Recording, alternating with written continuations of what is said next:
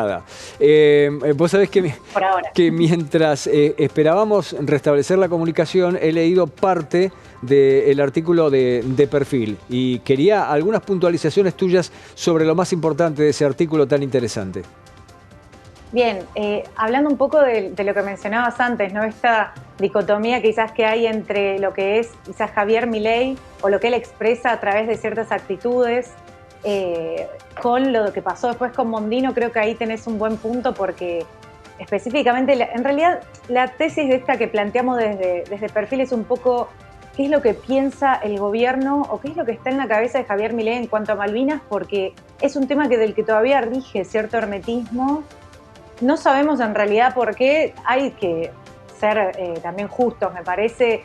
Estamos hablando de que todavía no se cumplieron ni 100 días de gobierno y este tema siendo obviamente tan candente, recordando los 649 héroes argentinos caídos en el combate, siempre es un tema delicado. Entonces la presencia de David Cameron, que ya había sido anunciada el año pasado en las Islas Malvinas, provocó un ruido tremendo y un poco abrió este interrogante. ¿Qué es lo que piensa? ¿Cuál va a ser la estrategia respecto a las Malvinas de este gobierno libertario, de un presidente que además se considera anarcocapitalista en detrimento del rol del Estado? Y estamos hablando que Malvinas es una cuestión de integridad, que refiere a la integridad territorial de Argentina, de una Argentina consolidada como un Estado-nación, incluso por el expresidente Julio Argentino Roca, que es el que reivindica el propio Milei, además de Carlos Menem, ¿no? Entonces esta es la tesis. ¿Qué es lo que piensan? El gobernador de Tierra del Fuego, Antártida, Isla del Atlántico Sur, Gustavo Melella, lo trató de o ignorantes o de falta de estrategia o directamente un entreguismo liso y llano, ¿no? Bueno, estos son los puntos en los que oscilábamos. Bueno, vos remarcás, y me parece muy importante que lo hayas hecho, el tema si hay falta de estrategia o ignorancia.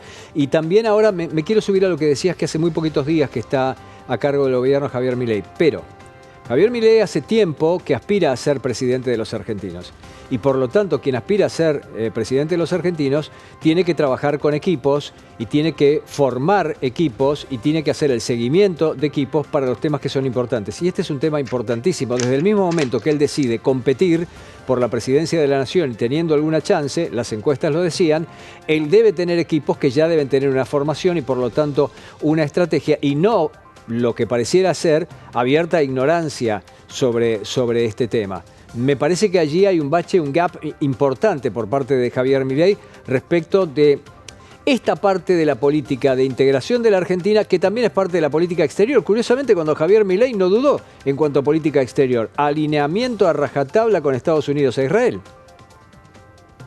Sí, a ver, el tema es que uno puede inferir ciertos lineamientos porque él en particular no ha dicho nada. Lo único que se limitó a decir fue que, como fiel a su eslogan, ¿no? Dentro de la ley todo, fuera de la ley nada. Lo que diga la Constitución va a ser así y las Malvinas están en la primera disposición transitoria de la Constitución. Tiene ese nivel de importancia para la Carta Magna Argentina. Entonces se movió por esos márgenes y no hizo mucho más que eso, sino a través de su ahora canciller Diana Mondino, que tuvo ciertos traspiés durante la campaña electoral que sí hicieron mucho ruido porque, a ver, Malvinas es una causa que lamentablemente ha sido politizada en los últimos 20 años se ha politizado no solo la cuestión Malvinas, sino también los cuadros dentro de Cancillería, ¿no? Y es un tema que en realidad es una política de Estado que es completamente partidaria y no debería meterse en toda esta Argentina agrietada. Pero bueno, volviendo un poco a esto que decías de Javier Milei, digamos, esta falta de estrategia que tiene, yo creo que todavía se están formando en la materia. Me parece que tiene todavía muchos puestos a cubrir, inclusive los puestos importantes respecto a Malvinas, y no solamente a Malvinas, sino también al encargado o la encargada de la Embajada Argentina en el Reino Unido, ¿no? Que todavía ni siquiera está definida y por ahora está a cargo Mariana Plaza, ¿no? Que es una funcionaria de carrera diplomática que no es ni segundo ni tercer rango. No se le está dando esa prioridad más allá de la reunión que sostuvo Milei en Davos con David Cameron.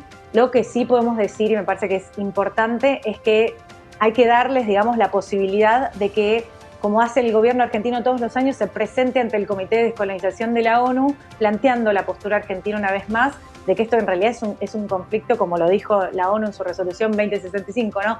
Es un colonialismo territorial, es decir, no se trata de los deseos de los isleños, como en su momento erróneamente dijo Diana Mondino cuando todavía era canciller, sino de los intereses, ¿no?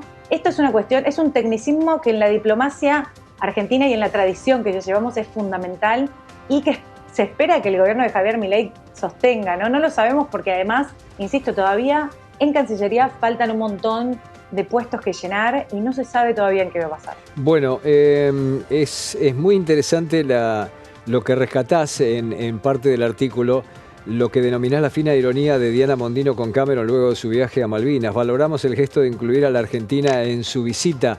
Eso es una fina ironía. En otros momentos el contrapunto no estuvo tan fino. Y, a ver, esta ironía que utilizó Mondino para referirse, o sea, no se sabe si quiso ser graciosa o marcar una diferencia con sus antecesores, pero entiendo que no cayó muy bien, al menos en el círculo diplomático, porque, insisto, este es un tema con el que no se jode, y lo voy a poner en estos términos porque así es como se habla, ¿no? Malvinas es un punto que no se toca. Entonces, no cayó muy bien. A ver, se entiende la ironía en términos de senta cierta posición, es decir, bienvenido al territorio argentino, ¿no? Es decir, esta es nuestra postura. De hecho, en la reunión reafirmó, obviamente, los derechos de soberanía sobre el territorio, pero digamos que es una manera muy poco ortodoxa, ¿no? En términos diplomáticos. Y lo que sí, yo hablé con un historiador experto en Malvinas, que lo que me señaló fue, me hizo citar como una especie de postura que se tuvo durante la segunda presidencia de Roca, que es curioso porque estamos hablando de que, por eso hablo de esta tesis de intentar entender hacia dónde puede llegar a ir el gobierno de Milei en un tema tan delicado, que hablaba de, a ver, una cita, o es decir, una frase de un funcionario no tiene nada que ver con la soberanía de ese territorio, como tampoco una visita de un alto funcionario. Obviamente va a generar el repudio de, en este caso, los funcionarios argentinos, pero la visita en sí de Cameron no significó tanto como para que se tensen las relaciones, o al menos esa es la interpretación que se hace desde el gobierno, que de hecho se reunieron e hicieron un comunicado en conjunto que tiene varios puntos que son también muy cuestionados. Bueno, eventualmente se trata de rogar que David Cameron llame un plebiscito sobre Malvinas, porque a lo mejor, al igual que el Brexit lo pierde. Así que en una de esas... No, totalmente. Bueno, sí. Le salió bien el de Escocia, el otro le salió horrible. A lo mejor si está con esa seguidilla, a lo mejor hasta eventualmente lo pierde. Cecilia, gracias por el tiempo. Además, sí. Perdón, Pepe, última. Y es muy curioso porque se rasgan las vestiduras, perdón que lo diga en estos términos, ¿no?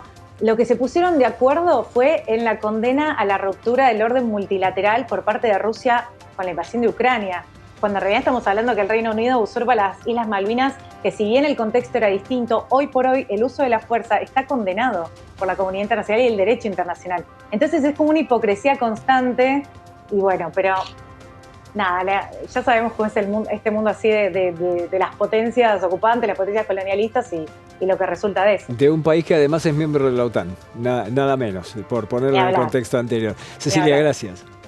Gracias, Pepe, hasta la próxima. Cecilia